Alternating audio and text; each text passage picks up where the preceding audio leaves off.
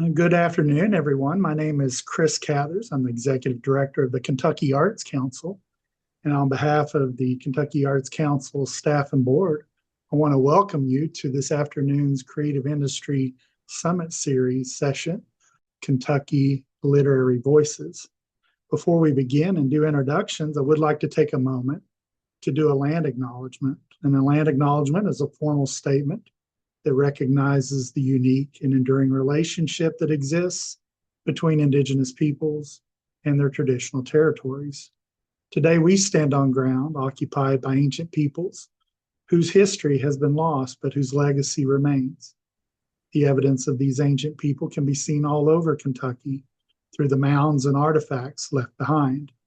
Today, over 170 American Indian tribes are represented by their members living and working in the Commonwealth. Let us honor those who are here and those who are here now, and build on the legacy of stewardship of the land they left for us unto the seventh generation. With that being said, I'd like to introduce Tamara Coffey, our program branch manager of the Kentucky Arts Council. Tamara? Thanks, Chris. So the Creative Industry Summit Series is a collection of webinars and online workshops that focus on the business of art with topics for artists, arts organizations, educators, and community groups, and also celebrating Kentucky artists. In this case, that's what we're doing today. To learn more about the series, go to our website at artscouncil.ky.gov.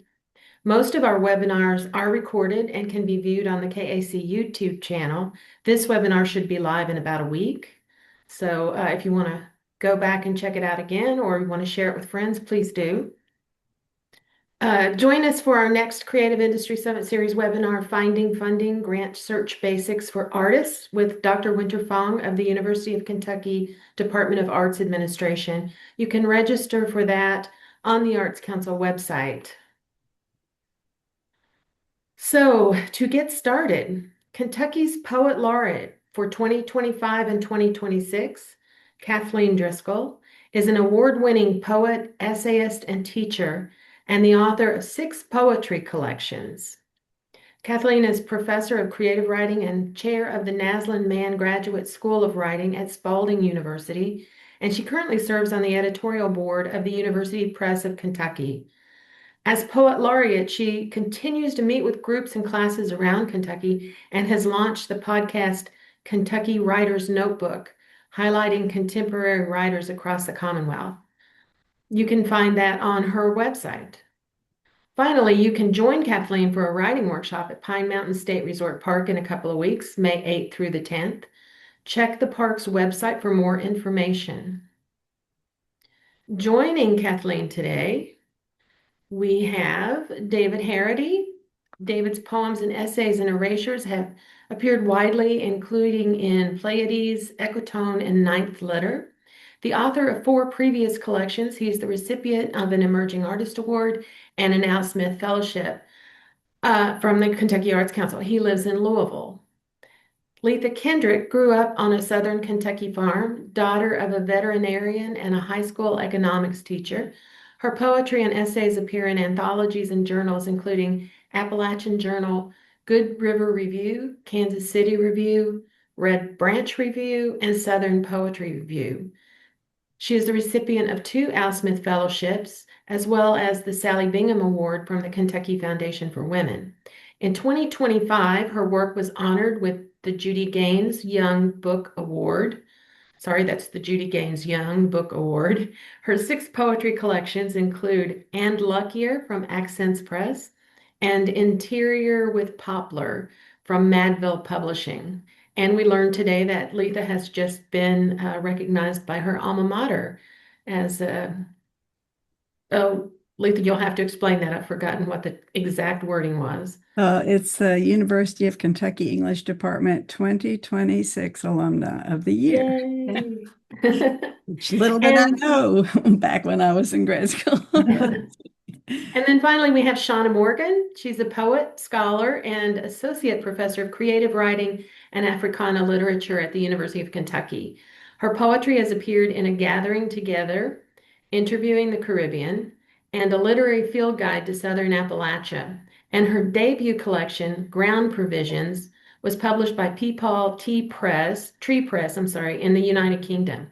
Shauna attends a small Hopeful Provisions ground at her home in the East End Artist Village in Lexington, and she continues to explore the environmental and cultural linkages between her rural Afro-Indo-Jamaican upbringing and her U.S. Kentucky life.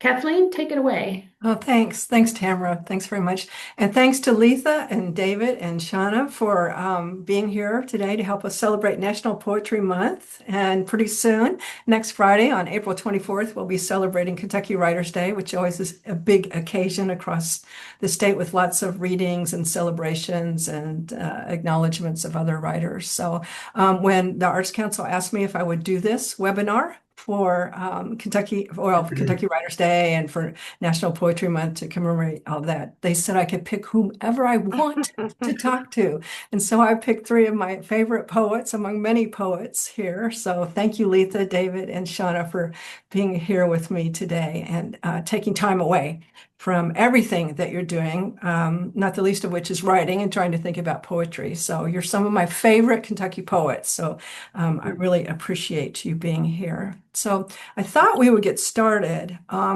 As I've gone around the state, people ask me questions, and sometimes it's the same questions, and sometimes there are different questions. But one of the things that they're always interested in knowing is what do I remember first about language, being excited about language? And maybe that's poetry, maybe it's, something your mother read to you but I will just, while you're thinking about this, I'll get started. And I always talk about being in the third grade and having my teacher, Miss Walker, ask us to write poems. And we were like, yeah, okay, we'll write a poem, but what's a poem? What does that mean?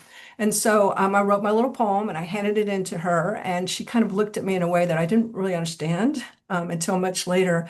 And this poem is the only poem I know of my own by heart. I'm not very good at memorizing anything, much less my own work. But the next morning I came to school and she said, Kathy, we're going to go to the principal's office. And I just burst out in tears because I was a good girl. And I was like, what did I do wrong? I don't even know what I did wrong. And so when we were walking in the hall and she pushed me through the door and up to a desk and she said, you're going to read your poem with the morning announcements. And so my poem is, war is bad. It makes me sad. When my uncle gets home from Vietnam, I will be glad. And so this is so meaningful to me because, for one thing, I was recognized for something I did in the classroom. Another thing, I loved her as a teacher. I just thought she was great. She must have been a brand new teacher because she really was interested in us still. So, and then about 3 months later, at my grandparents' house, two men in dress blue uniforms came in a dark sedan and broke all of our hearts by telling us that my uncle had been killed. And I hardly remember him, but I think of this poem of mine as almost like a little headstone that I have for him to remember him. And so a teacher, recognition of language, and a memorial that I have still of someone that I love and that I'll always have. So that's sort of my little story that I give. Well, Shauna, what about you? Yeah, thank you for that question and for also sharing that very touching story. For me, poetry, I think, has always been in my consciousness. I grew up in the Caribbean in Jamaica, and there was at the time national cultural organizations, and so I remember myself reciting poetry for these national festivals in primary school, and my mother was always a very exuberant person with language, and so language has always been really important to me, but I don't remember engaging with poetry as a writer until I came to the United States. And I think Oh, I might have been 11 when I arrived in the US, and I remember writing the poem and sharing it with my parents. And I don't remember the poem, but I think what stands out to me is that my entrance into the world of poetry as a writer has always been sort of connected to me navigating a sense of place and who I am in place. And so, yeah, as a writer, probably around 11 when I first arrived in the Wow. US, but as a reader, as long as I've known myself. Yeah, so interesting. David, what about you? I don't know if I've got like a poetry specific thing. The first time I remember ever writing poems was like kind of high school time, and I did it to impress a girl, I'm sure. So, and thank God that those things don't exist anymore. But the first time I really remember having like a language encounter, so I'll kind of go that direction with it.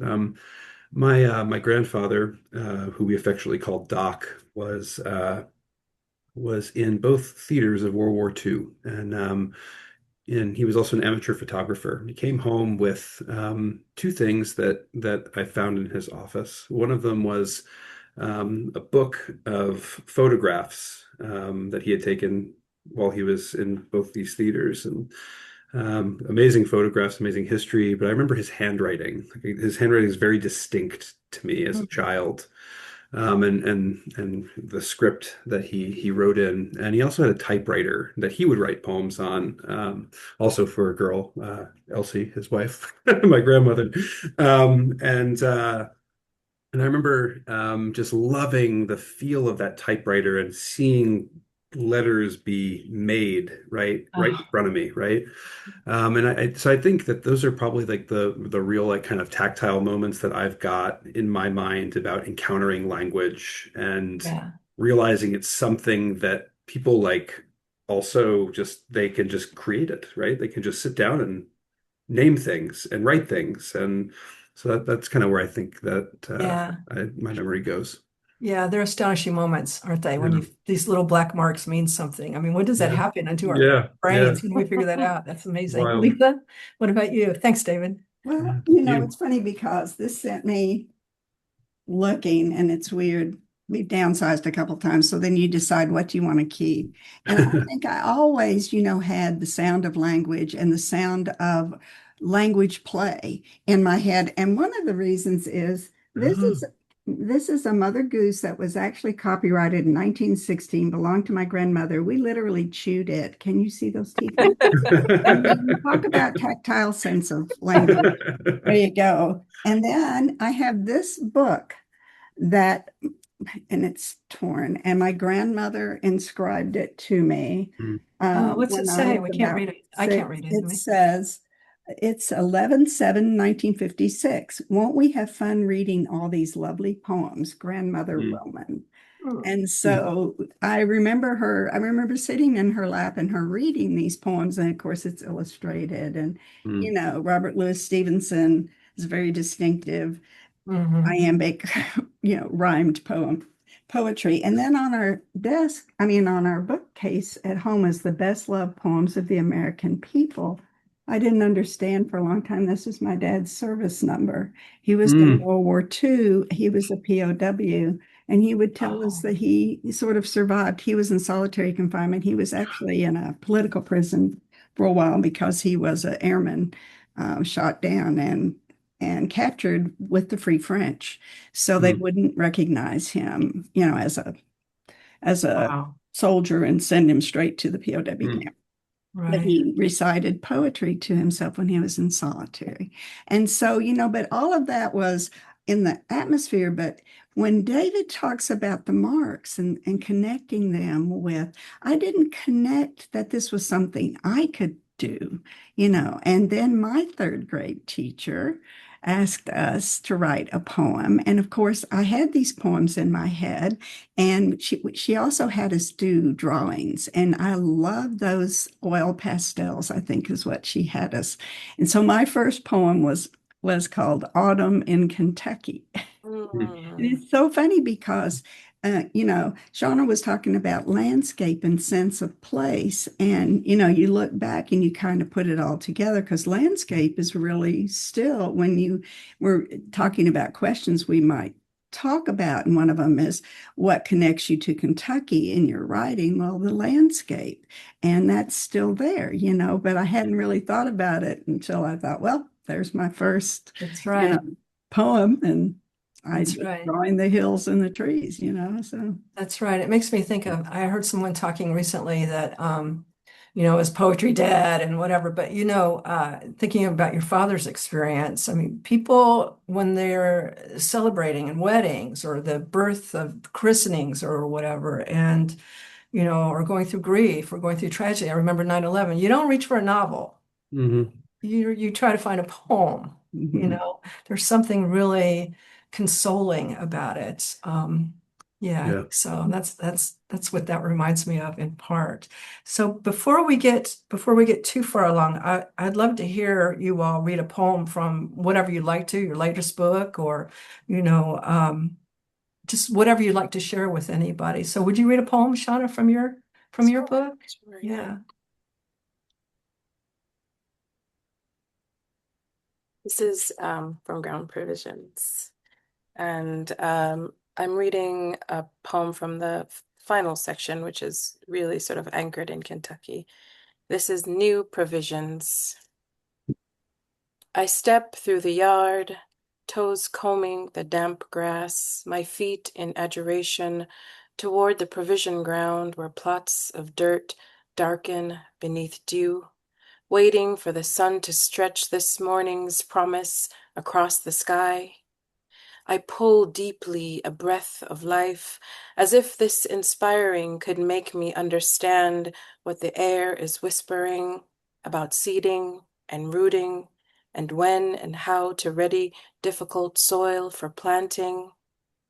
I close my eyes and see my sapling self, barefooted and eager, madras shorts and slampata shoes following my mother to pick limes and cherries and globe grapes at the arbor where the passion fruit vines emigrate from the fence, tendrils hopping away. There are things I cannot grow in Kentucky. St. Julian mangoes, East Indian sweetie number 11, Heliconia rostrata, a home for hummingbirds, and grandmother stories climbing the red dais of some distant past, a daughter between worlds of love and longing. But just beyond the callaloo, okra, and Scotch bonnet is a summer sanctuary where I harvest daily, where blackberry bush thorns make a tartan of my arm, like a memory marking my flesh, a heritage newly freed, like maypops and their purple flowers, Passiflora incarnata, fruiting anew. Mm. That's so beautiful. Yeah, it's Thank you. gorgeous. And it's such a great Uh, poem to hear right now as yeah. spring's, Yeah. breaking through with us and we're beginning to see color and Yes. yeah, and to negotiate the tensions between those two worlds, I think is always so interesting to hear a writer discuss. So really beautiful. Thank you. Thank you.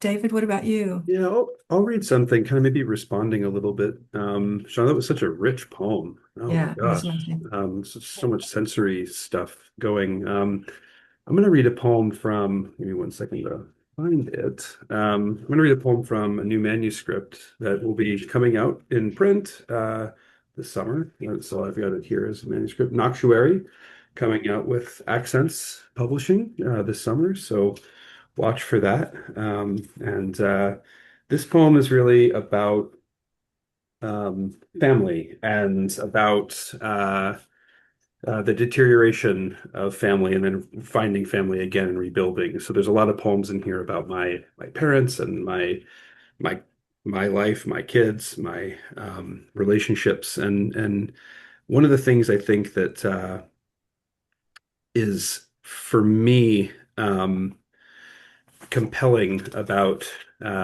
poetry is its ability to call up memory and to place something that you couldn't recall front and center of your mind, almost as if a camera has turned itself on your being, right? Mhm. And so this is a poem about a video I remember seeing as a child that I can't find any longer. I don't know, it's a family video, but it's also a poem about family too. So it's called Super 8. Montage of inarticulate faces at my baby shower. Handheld pan across a room of aunts and children. Not yet my mother, you rub your belly. grainy smile like an ease of moonlight cast on a gray swatch of sea. With a scribble of dust on the film, I replace you, as if the real unwound the shape of absence, a rosary of disappearing waves, recitation's litany of polished pasts. All statues of Mary stare blankly towards Exodus, a woman trading time for what she'll lose. No future holds a boy whose mother won't dive down, taking in water to touch the bottom. Short one for you. Yeah, no, I love that. I love the Mm. idea of writing a poem about before you were born. Mhm. That's so Mhm. great. And Rodney Jones used to have a poem, I think it's called The Unborn, that I was Mm. crazy about, a really early poem of his where he sort of went backwards into the time before he was born. That sort of reminds me of that. That's beautiful, David. Thank you. Thank Yeah. you. Beautiful imagery. Yeah. What do you have, Letha, that you want to share? This is so funny how these poems are all together as if they were meant to be. This is from a book that's coming out this fall, and the cover's by Arwen Donahue. Oh, wonderful. Yeah, so it's called Interior with Poplar, and I Pretty. love how she captured the feel of the book, this sense of Gorgeous. interiority and the magic of the natural world. So there's that in it, but this is my book of a long marriage. I mean, it's basically starts from one of the early poems is We Married, and then there are the trees and the birds and the rivers weaving through the planet that we aren't taking the best care of, and family, as David was talking about. And so this is a maybe second poem in the book. It's called All This Life Later. I love how Shauna's poem started because okay, all this life later. Fall stepped among the crickets singing. Its cool and slender toes weighted flower stems that October. My newborn daughter's head rode against my shoulder, heavy as a moon, luminous. How could I believe I could decide on love when its flood coursed through my resistance like light, like death plowing toward me? All this life later, death plows me still. Still, I half refuse the light. My daughter, a moon risen, turned away toward her own daughters running. In this small late yard, a cricket saws its song from the bank of asters, nearing autumn bloom. A second cricket answers, small churring in the zinnias, a grating grace.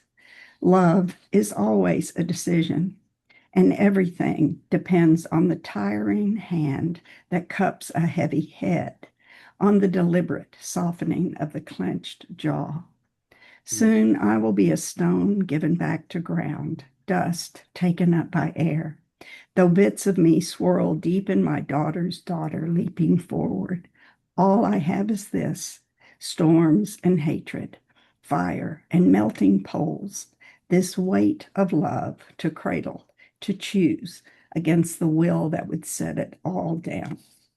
Mm. Great. Beautiful. Beautiful. So that book, when will that book be coming out, did you say? I think September. We're working through proofs and all that stuff that you do at the end. And so I've seen the design draft, and we hope that it will happen Oh, that's pretty great. soon. Congratulations. Thank Can't you. wait to hold these new books in our hands. So I guess I'll read a little poem, a kind of a short poem. And for me, this is a poem that's kind of odd for me because it's not really full of images, but in my book, Goat-Footed Gods, that came out, I have a hard time finding something that doesn't drop some profane language. But, One of the best which parts the about older I being a get, poet.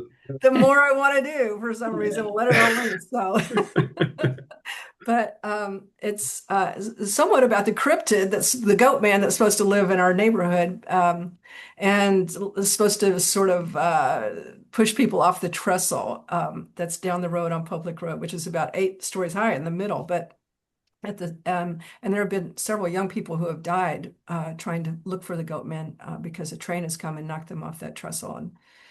So the book is partially about that. And the book is also kind of coincides with the fact that my daughter had a traumatic fall from a deck in 2020, and she had a spinal cord injury. She's ambulatory now, but she's disabled. And this book is thinking about falls, and one's complete accident, and one you seem to go looking for. And all of our books are about more than one thing, right? They have to be about more than one thing, that otherwise they're kind of a shtick. But anyway, this is called Luck.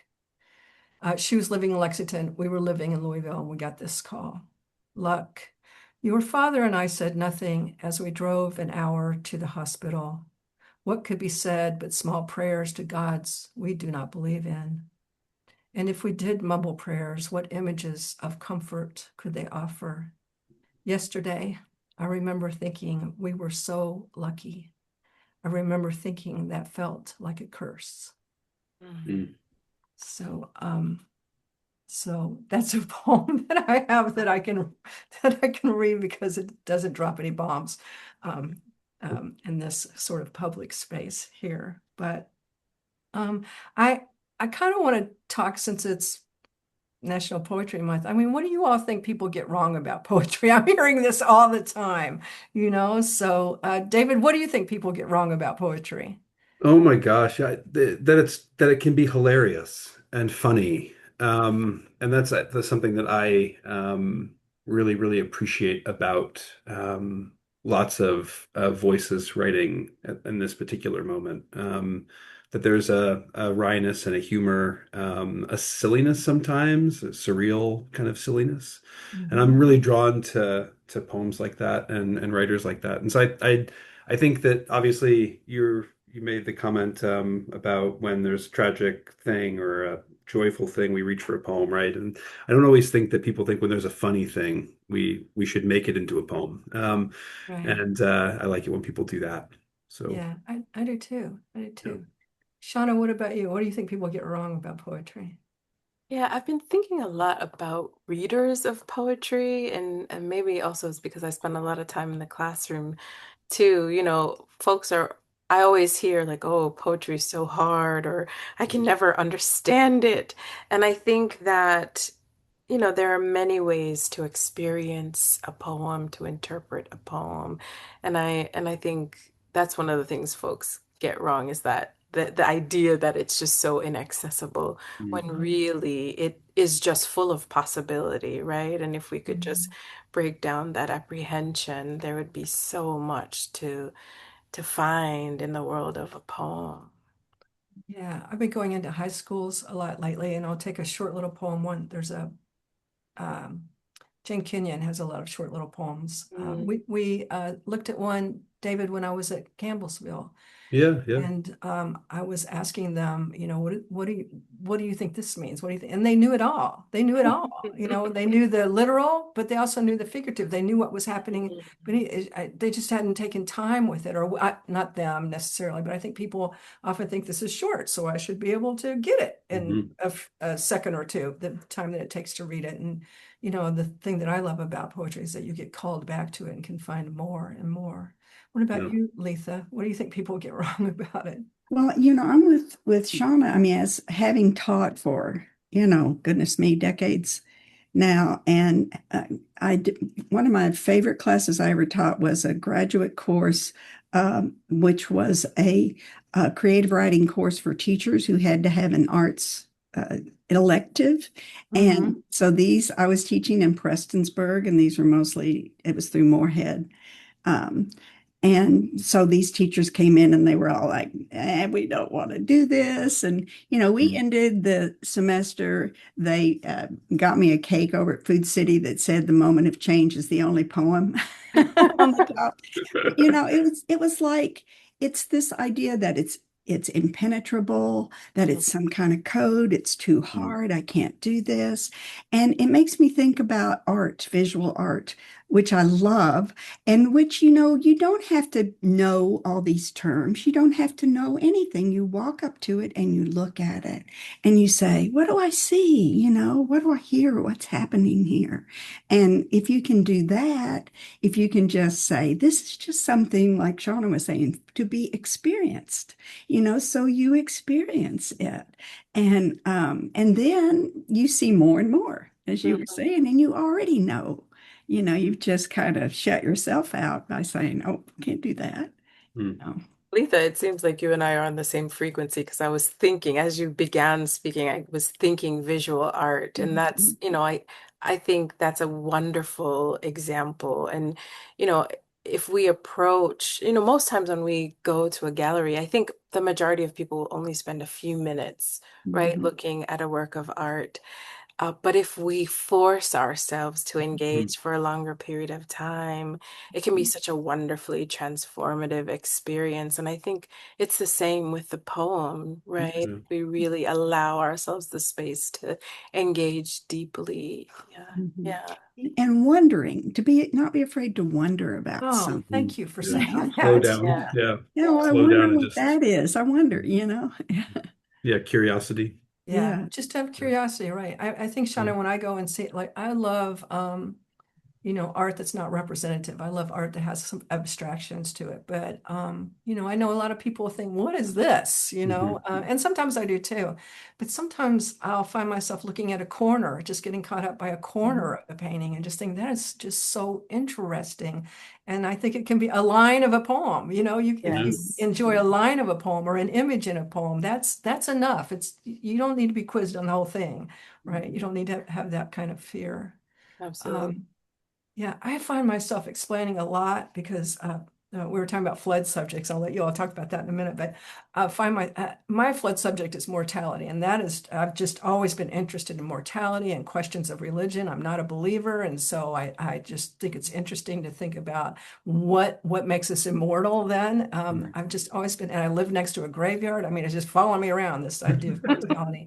And so my poems, I don't know, I don't necessarily think they're dark. I think they're thinker poems. I try to make them thinker poems, is the way I put it, but then I have to explain that they're fun. It's so much fun to play with language, even if Yeah. I'm writing about mortality, Yeah. and we have so many things that we can do as poets, layer in meaning and play with the line. And just, I could think about, I can just be so proud of myself for months about a line turn that's extremely clever.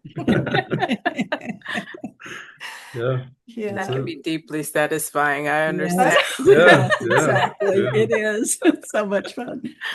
So, I guess what people probably don't get wrong about poetry is that we're weirdos. Yeah. That's very true. And I also think that it's like Letha, you kind of mentioned, like, oh, it's like all these poems are kind of talking to each other. It's like, yeah, of course, because we're all like right here, we're all like, ooh, what's this thing? Right. We're all coming from the same frame, I think, of if not in life, of course, but in that we want to make something. Like you want to put Yes. it into the world. Like you want, like it compels you. You couldn't get me to stop writing if you wanted to, right? Like Right. it just you get bitten by this thing and you keep going.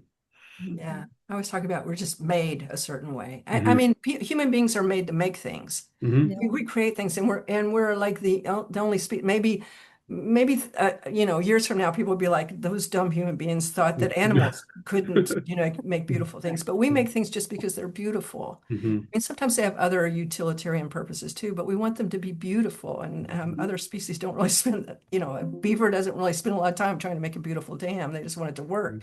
So yeah, I think so. I don't know why I started talking about that, but anyway. So Shauna, what is your flood subject?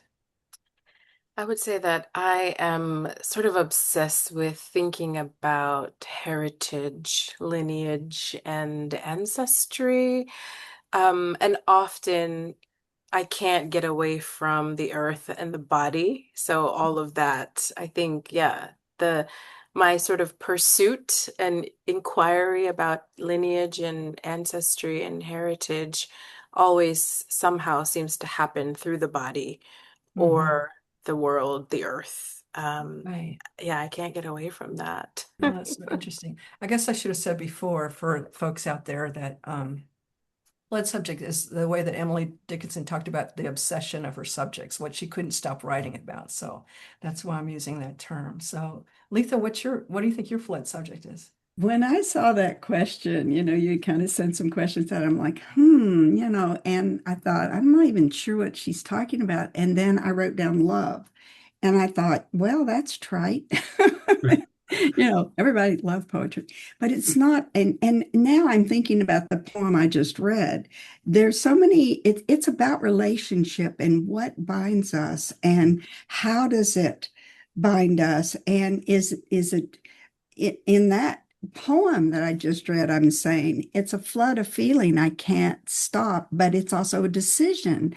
What is it? Can it be both? Is it both? And if I were to look back across all of my work, I think I would see, I know it, I can, one or two poems that specifically wrestle with this come to mind. Is it a warm thing? Is it a cold thing? Is it and it's basically the mysteriousness of other people and the fact that the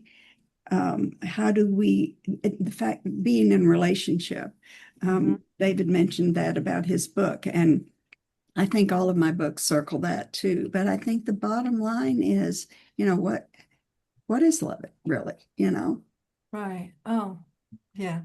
What about you, David? Yeah, I was going to say relationships was where my head went with this. So I'm glad you brought that up, Lee. I think as I've been thinking about all of my work, it's never just me with nature.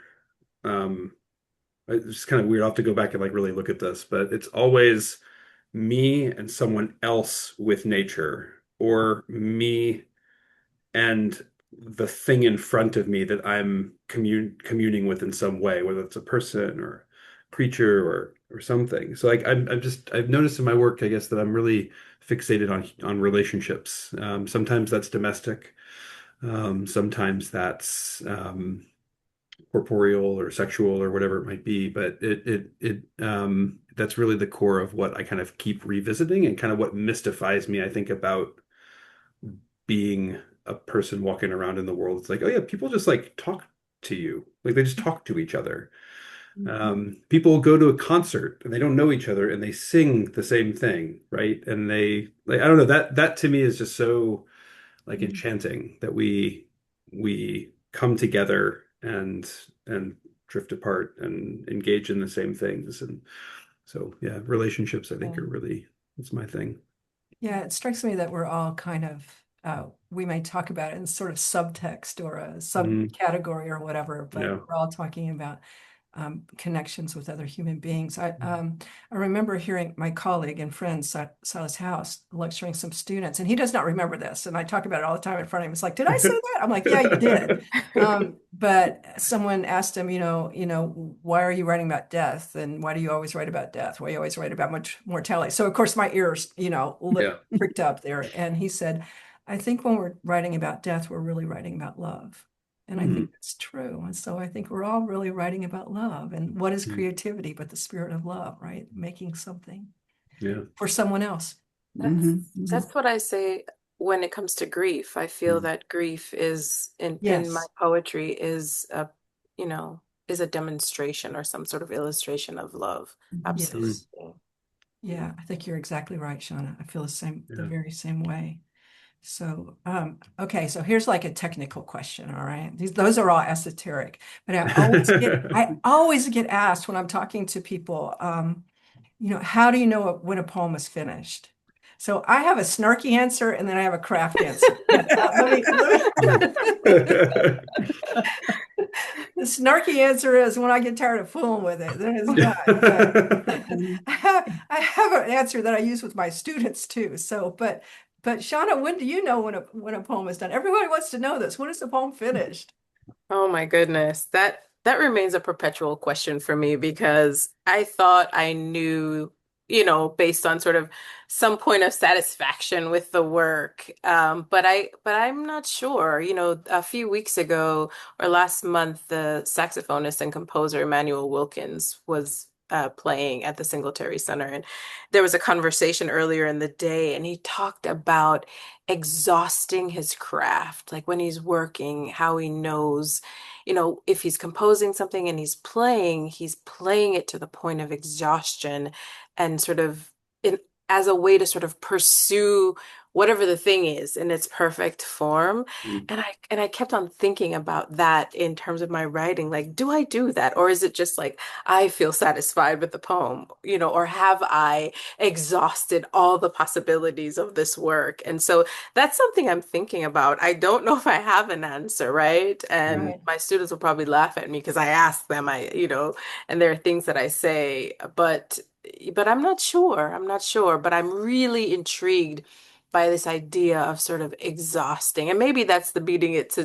death, I don't know, but really exhausting it and really seeing where it can go, like pushing a poem to its limit. Yeah. Yeah. That's great. And What about you, David? Yeah, I think for me, there comes a point where I tend to be kind of a constant reviser, even when something gets published. Like I'll often like revise it again and again, right? And then I just tend to think of this in projects and books too. So Mhm. I think of like I've invited all of my poems to like a cocktail party, and like they don't know each other, and now they're gonna figure out who they want to hang out with, right? And so that's kind of how I'm working. But I know when I'm done with the thing, when I absolutely don't want to read it anymore, and I also can't remember what I wrote. I don't know. I think it kind of speaks to Shauna's sort of Emmanuel Wilkinson's exhaustion thing. We're all kind of saying the Yeah, same thing, we but you are. are It's being like nicer about the way you're you saying it. yeah, there isn't like there isn't a like maybe getting at this question too is another way. Like whenever I hear a student say that they don't revise, it disturbs me, It's disturbing. right? Because I'm like, well, then you don't write actually. So, Right, right. so because that's where the writing is. That's where that happens, right? And so I think that if we all maybe agree on the dead horse theory, which we can now call it, that's the opposite of what it means to create. Like you create the thing, you make it. It doesn't stop there. It continues, right? And it keeps going and it keeps going. And nothing is weirder than when someone says something about your poems. You're like, I don't even remember that. Like, and I'm sure everyone on the calls like had this experience maybe with you. Someone asks if you've been reading or had a book out. Eventually someone says, "Oh, I really love this," and I'm like, I don't even. I'm sorry, you're gonna have to tell me. And I'm like, I'm not trying to be a jerk. I just like you. You just kind of keep going. You move on. Yeah. Yeah, Right. yeah. Yeah. I always say you love the poem you're with. That's what I Yeah, tell that's it. myself. That's it. yeah. Whatever. Yeah. William Yeah. Stafford said he'd trade everything he'd ever written for the thing he was currently writing. Yeah. So, and I Well, we all totally know that resonate with feeling, that. right? Yeah. Yeah. That's right. What about you, Leatha? Do you have some wisdom for us? Yeah. For not just the people out there, but for us? Yeah. The thing that occurs to me, I mean, I had first, thought, well, you kind of sometimes just, as long as the poem still niggles at me somehow, as long as there's one little line or image that's not quite there, or something that needs to be in the poem that I have no idea what it is yet. So for me, revision is in part discovery. I think you write the poem, and then as you work with it, you begin to see more clearly what it has come to tell you, because people think you know what you're going to say before you start, or that you know what the poem is. But, Robert Frost famously said, it's but a trick poem and no poem at all if the best of it was thought of first and saved for last. No surprise for the writer, no surprise for the reader. And so this whole idea, he also had the image of the poem being like an ice cube melting on a hot stove, that it just kind of came into itself as it was being made. And this kind of idea of going back to something, like we're talking about standing in front of a painting or in front of someone else's poem and seeing more and more things. A lot of times, I remember one of the poems in my first book was I was writing about I was making oatmeal one morning, and this spider came down, and I started thinking about sinners in the hands of an angry God. And I was, writing this poem about a woman making oatmeal and thinking about hell and everything. But there was something that wasn't there. And so I went and read more about Jonathan Edwards. And I realized that he had written a book as a very young boy, really, called about spiders and flying through the air with their, like they release the silk, and I can't even remember, it was called On Insects or Of Insects or something. And there was this image, this opposite image of this, this man who is known for this horrible image that we all, if we study literature, come across at some point. And here was this other person inside him who had this image of such shining and freedom. And then the poem was done. But I mean, for me, sometimes it can be years. I will have a poem that's not quite right, and I never want to put it in something until I know that finally, and sometimes I am exhausted. I just have to say, this is all I can do, Right. Right. moving Oh, on. So it's so interesting. Wordsworth, Radical Wordsworth is a book I've been reading lately. I don't know why Wordsworth. I mean, I have nothing in common with Wordsworth, but he's just sort of caught my imagination. So, but he talks about how we have spot memories, and I think those are images that kind of stay with us, And so I was just talking about this, how I wrote a poem called "Why I Mother You the Way I Do," and it was about a tragedy that I had seen, and I think it's why I became a writer in many reasons, to try to, put that on the page and whatever. But it took me 30 years to write it, because I kept starting it, and I'm like, no, that's not good enough. It's not even that it's not finished; it's just not good enough. This image deserves more honor, or maybe I don't have enough skill yet. I think that's probably what it was. I didn't have the skill yet to do it, but I just wrote a poem this past weekend about a spot memory that I've had since I was 12 years old, and I think just sort of talking about it, and it just kind of came to me. I'm like, oh, that's a way to enter this image. I don't know. Do you have poems like that, Shauna, or things that you want to write about, Shauna, that you just haven't been able to write about yet? Yes. And it's so interesting because that's one of the things I've started doing is going back to poems that just I felt like they weren't finished or ready or what have you. And there can be something really exhilarating in the writing, revising process, right? It's not all just sort of this beating a dead horse thing because that I think some of the best moments are when I'm just exhilarated by what the poem can become, that possibility. Leitha said discovery. Um, some things that remain difficult for me that I want to write about. I want to write about those kind of transition crossover moments like death. I write a lot about grief. I write a lot about motherhood, but I've always wanted to write about birth and death, those sort of moments of shift and transition. And I've tried, but I just haven't been able to really touch the thing that I feel or see in my head. So I'm still pursuing that. Yeah, yeah. It's frustrating and exciting all at the same time because you haven't quite tapped something yet. And there's potential. There's Yeah. potential. I can't get to it, but there's potential. Yeah, yeah. Do you have subjects like that, David? Or do you have like something you want to write about, you just haven't been able to do it yet? Or My white whale. No, yes.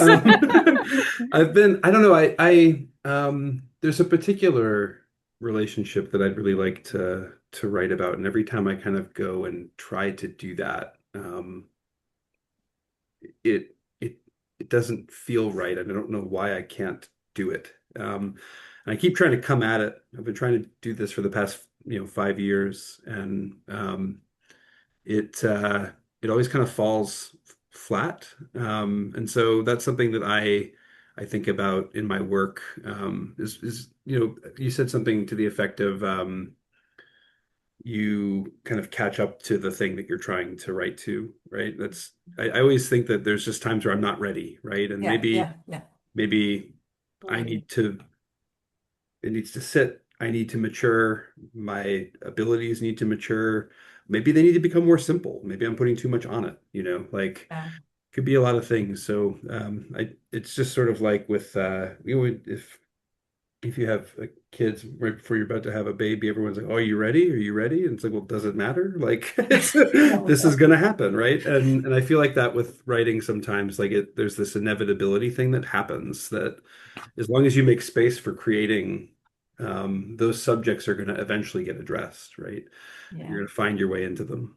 So, Yeah. So we have some time left, but limited, obviously. So I would love to hear another poem from each of you. And then I want to talk a little bit about if you know any resources for writers, people who are trying to connect with other writers or whatever. So, Shauna, do you have something you can right there at your fingertips that you can read? Yes, Okay. I do. Um, this poem was published in Still, Mhm. which is no longer publishing new works, but has just a stunningly beautiful, wonderful archive It does, doesn't online. it? Yeah. Um, and this, one of the things that I'm sort of perpetually thinking about is, sense of place and home and being a new Kentuckian, one that I'm the generation that's starting the Kentucky generation, right? So many people here, have 8 generations. And so I'm sort of the new Kentuckian finding my place. And I find that connecting with the landscape is one of the most intimate things for me. So this poem comes out of that. Okay. Arch, Natural Bridge, Carter County, Kentucky. We ascend, memory a guidepost, history a trail map, feet sinking into winter mud as we cross into wood. Flinting to fire, my thighs chide me for not loving the width of their proud spread. Skin a storybook trail, blood forking to red creeks above my knees. Today I am alive, the rise and fall of my breasts, still proud in their new humility, force me to pace my breath. I was green once, giggling in the mirror, pawpaw bud stiff and new, stepping over moss and fern. A verdant hopscotch, my chest reminds me, anticipation is everywhere as the wind grabs a hum, rising to song, an embrace, breezing us, inspiring my lungs ablaze in gratitude. The body carries me along this arch, bridge of stone like the bending of my back, spirit world to night dream, many selves finding one another here, heavy with the future. Mm. You're so good at writing about nature and yeah, particular places and the natural world. It's just luminous and just full of lovely sound, full of yeah, really lovely sound. Yeah. really lush. Yeah. Right. Yeah. Okay. What about you, David? I'll read a poem that's about home, uh, Okay. and it's kind of in response. It's called Mortgage.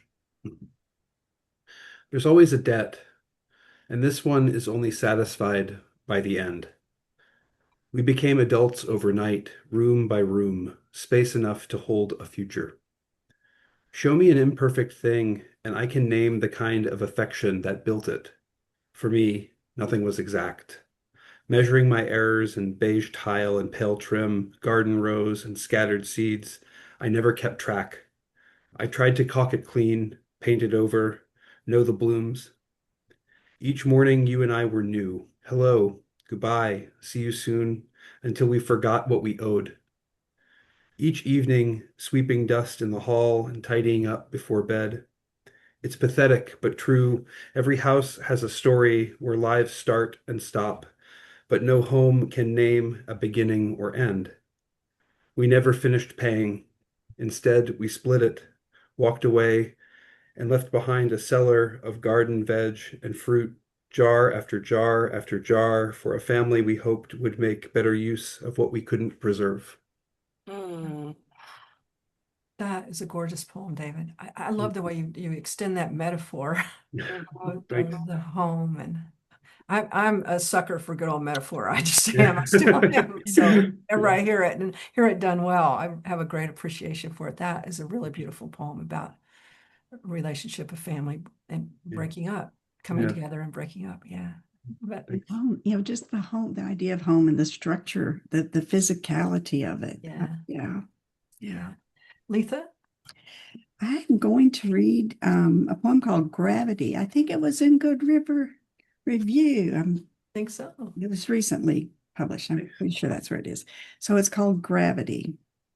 Though we track it to the subatomic level, though we dissect weak attractors and pick our way into the disappearing heart of matter, we can't explain it, gravity, or how it makes things stick together. You in the kitchen fixing coffee, me orbiting the heart of our long marriage, Solly waking up to the last day of the last week of school, his sister singing in her bed, each of them planets spun off in orbits, invisible, elliptical. My feet under the desk, the weight of the suitcases we drag to the car, the drag on the tires, their grip that takes us back to kids and grandchildren rushing ahead on a road of hours. It's in our knees and feet as we break down, coming in for some final landing. We don't even know how aspirin works. The willow whose bark first gave relief thousands of years gone. Maybe this sag of meat on bone is indeed a hologram, a lattice work of energy, each of us a shimmer, ferried across a span of time, a space we did not earn, cannot explain, held in what we've taken all this time for solid flesh. Oh, but I know the ache of a body, the eager thrust toward a beloved other, the slow light of your smile when we wake. Hmm. I, Wow. I love the way that poem plays with the idea of mystery. Mm. And so many things that we can't explain. I mean, I still don't know where babies come from. I mean, where do babies come from? I've had two, but yeah, that's beautiful, full of beautiful details and just it turns, it goes this way and then that way. I love a poem that turns in a surprising direction. So, oh, great. Thank you all so much. So we just have a little bit of time left. So anybody want to talk about organizations that you know about for poets? I mean, I just think I always say, that every good thing that's happened to me as a writer has happened through a connection through another writer. And sometimes you just don't know where to start when you're really new at writing too. So any resource in Kentucky, a group, a mag, whatever. So what about you, Shauna?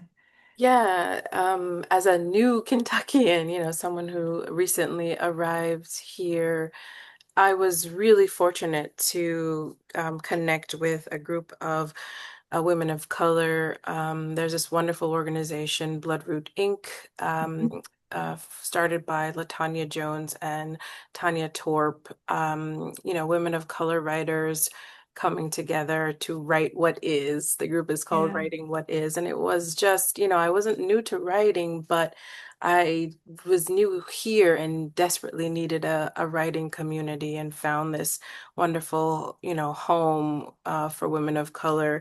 And community is just so important. I mean, there's of course the Kentucky State Poetry Society. Yeah. In Lexington, there is also Levy Collective. And this is a wonderful space, intergenerational space, a queer space, a space open to everyone that is also sort of multidisciplinary in its engagement with the arts. So if you're a writer or a painter or you love to garden or anything at all, just want to be in a free space, it's really just really wonderful. And of course, the Kentucky Black Writers Collaborative has been just a wonderful support. And so I'm really grateful for those organizations and groups, and they're, just open to helping and supporting writers or Yeah. inspiring artists of any kind. That's right. Yeah. I love finding inspiration for my writing through other art forms. Yeah. So yeah, it's really great. What about you, Leatha? Well, we have such a rich layering of organizations in Kentucky in particular. So I think, first of all, the Kentucky Foundation for Women, that I might have met you there, I think Kathleen. so. When, and of course the Kentucky Arts Council, that's been an amazing support for writers, and a way of sharing information and all the different disciplines of the arts. I think of the Kentucky State Poetry Society, but I got to work at the Carnegie Center. I had been working at UK, and then, I moved away from there and started teaching at the Carnegie Center, was able to design classes any way I wanted, and had a lot of non-traditional students with amazing stories to tell. And then from the Carnegie Center, all of these things like the Black Writers Collaborative, and just a lot of other groups, and a place for all different kinds of writers of different interests and levels and ages, and it's wonderful.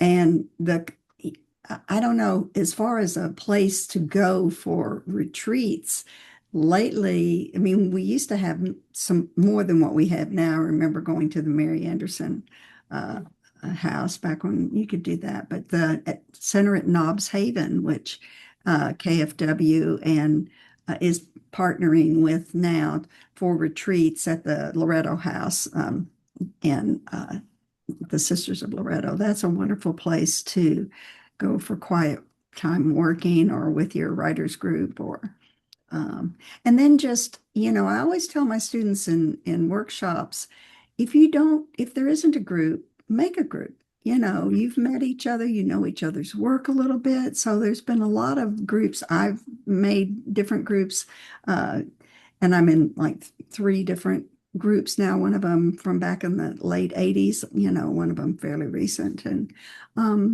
it's a way to stay in conversation and continue to be inspired by their, other writers' work, and have that imperative to show up with something. The accountability groups, those are good.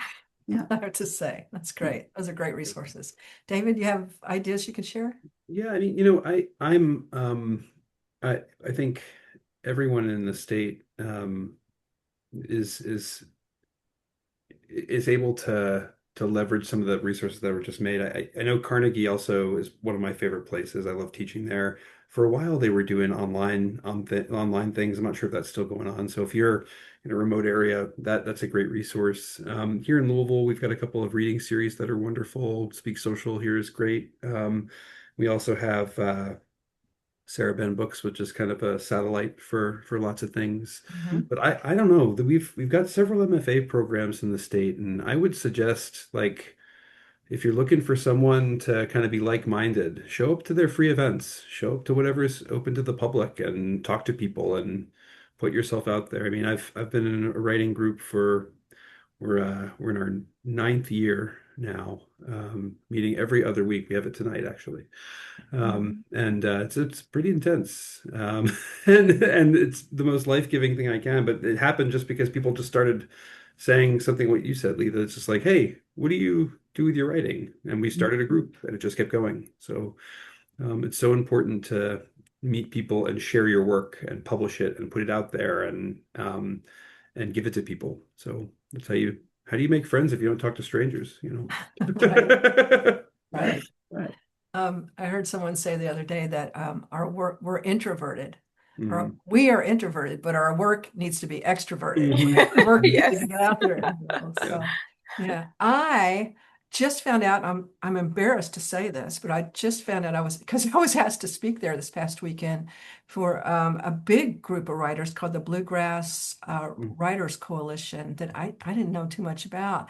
They meet in Lexington about once a month, but they use the library. It's such a great library, the Paul Sawyer Library from Frankfurt. Really great place to go to readings and things. But the library's been hospitable to them and allowed them to set up virtual meetings. So they have 100 or more members right now. And so, you could be on the western part of the state or the eastern part of the state and still come to their meetings and be part of something that's bigger, and just connect and learn more about what's going on in the writing scene. And I have to say, Carnegie Center, yes.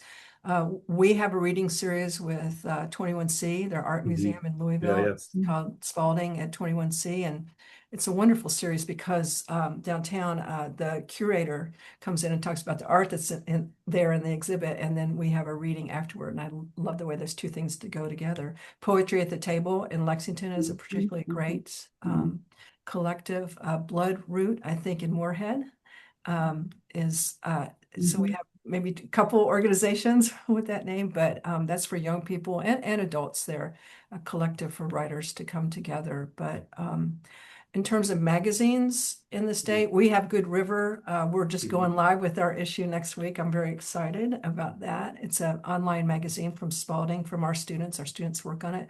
But I tell you, magazine, I love Still too. Every time I got it to be in Still, I was just so excited. I was like, these are my people. But we also have a really old magazine, Appalachian Review. That is, anytime I can get in that magazine, I just love it. So those are good places to not only submit your work, but to obviously read and learn about people in your community who are submitting to that magazine and writing as well. Louisville Review is since 1977. It's still a magazine you can pick up in your hands. So yeah, lots of magazines at colleges and universities that you can submit to if you want to break into publishing too. So, I can't thank you enough for being with me. I've had such a good time. I don't want to let go of you. Thank you. It was It's been wonderful. awesome. Thanks so much. Yeah. Oh, it's Really been great to appreciate be it. with y'all and to hear your beautiful work, and especially right now with spring coming on and thinking about a sort of lightness and a sort of need for being creative, I think too. So I have great admiration for each of you as a writer. And so I can't tell you how much I appreciate you coming on and sharing all your smarts and your beautiful work with us. So Chris, I'll kick it back to you. Well, thank you again for this afternoon's session. This was a wonderful discussion. Poetry was amazing. Thank you again for lending yourselves to us so that we could be a part of this today. Tamara, are there any other Yeah, I just things you need to have a say? few things. I wanted to say this was like our real celebration of National Poetry Month, and it also is leading us into Kentucky Writers' Day, which is next Friday, April 24th at 11 a.m. in the Brown Forman Room at the Kentucky History Center on the corner of Broadway and Ann Streets here in Frankfort.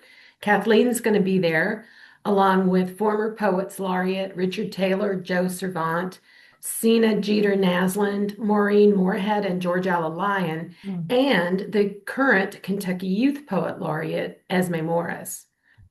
On May 6th, we'll have another Creative Industry Summit Series webinar, Finding Funding, Grant Search Basics for Artists with Dr. Winter Fong of the University of Kentucky Department of Arts Administration. Register for that. It's going to be a great webinar.